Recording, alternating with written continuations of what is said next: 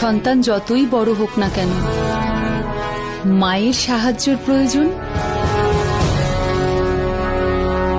সময় মতো পড়েই যায়। লবকুশ অবশেষে তাদের বন্দী করল, যাদের অত্যাচারে ভীত ছিল বন্য প্রাণীরা।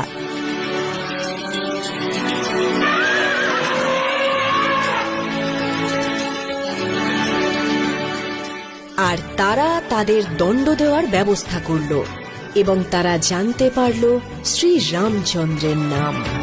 শ্রীরাম? তুমি কি শুনতে পেলে হনুমান? কেউ আমাকে নাম ধরে ডাকলো।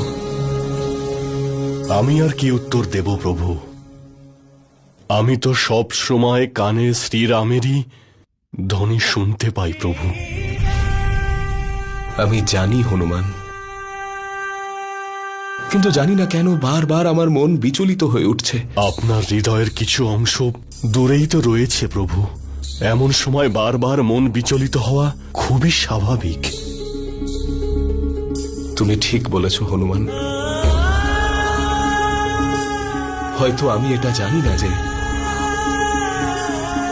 সীতা আর আমার সন্তান কোথায় রয়েছে। তারা সুরক্ষিত আছে তো? কিন্তু আমি এটা অবশ্যই জানি যে আমার হৃদয় সর্বদা ওদের সঙ্গে রয়েছে। মহারাজের জয় হোক।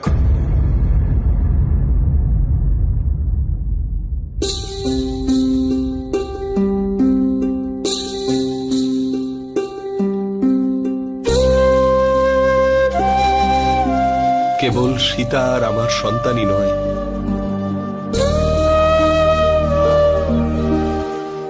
আমার অন্য আপনজনেরাও আমার এত কাছে থেকেও আমার থেকে কত দূরে। আপনজনদের থেকে দূরত্ব বাড়ানোর নিয়ম আপনিই শুরু করেছিলেন।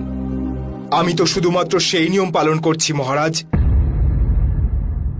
লক্ষণ, যখন দায়িত্বই পালন করতে হবে তখন দূরত্ব থাকাই ভালো হনুমান।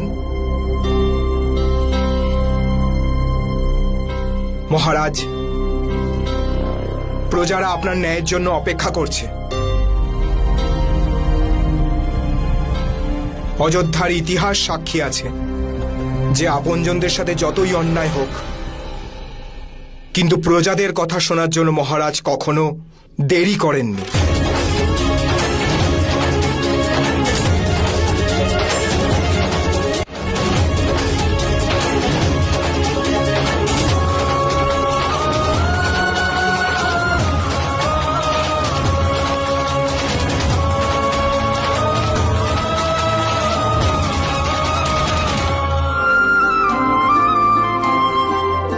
আর আমি আপনাদের কাছে ক্ষমা প্রার্থনা করছি যে আমি থাকা সত্ত্বেও বনে এত অত্যাচার হয়েছে। সে তো আপনার মহত্ব মহারাজ। মহান তো সেই দুজন বীর। আচ্ছা, কি নাম ওই দুই যুবকের? যুবক নয় মহারাজ, 14 বছরের বালক হল লবকুশ।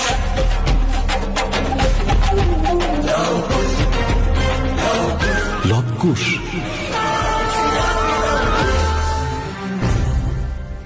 ধন্য সেই মাতা যিনি নিজের পুত্রদের এই শৌর্যের শিক্ষা দিয়েছেন।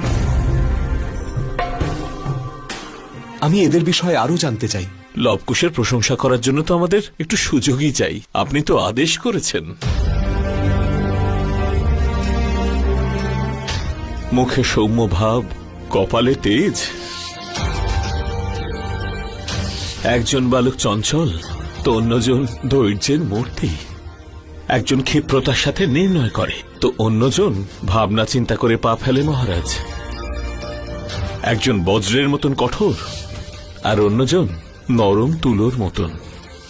একে অন্যের থেকে একদম ভিন্ন, কিন্তু সর্বদা একে অন্যের সঙ্গে।